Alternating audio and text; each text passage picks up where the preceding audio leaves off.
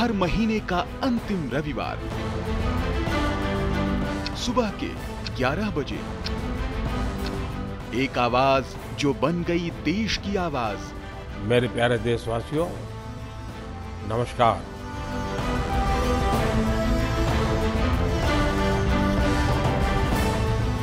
जहां होती है देश के सम्मान की बात, देशवासियों के मन की बात। मुझे इस बात की भी खुशी है कि मन की बात के 100वें एपिसोड को लेकर देश के लोगों में बहुत उत्साह है।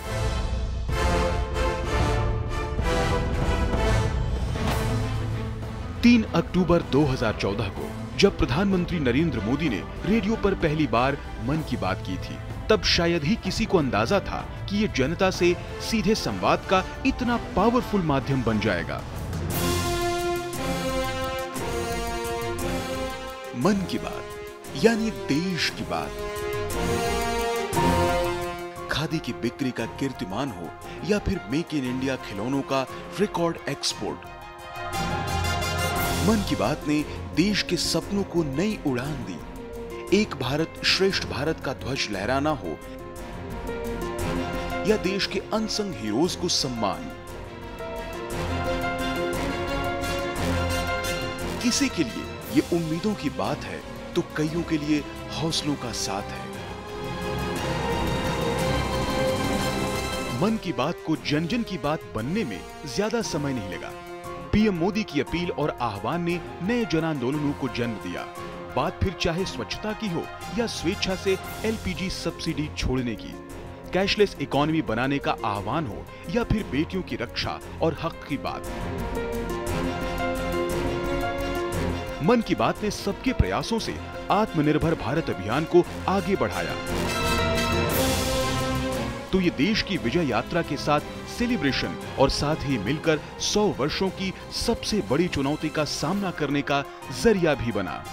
मेरे देशवासियों, जब तक हम चलने का संकल्प नहीं करते, हम खुद खड़े नहीं होते, तब रास्ते दिखाने वाले भी नहीं मिलेंगे, हमें उंगली पकड़ कर चलाने वाले नहीं मिलेंगे।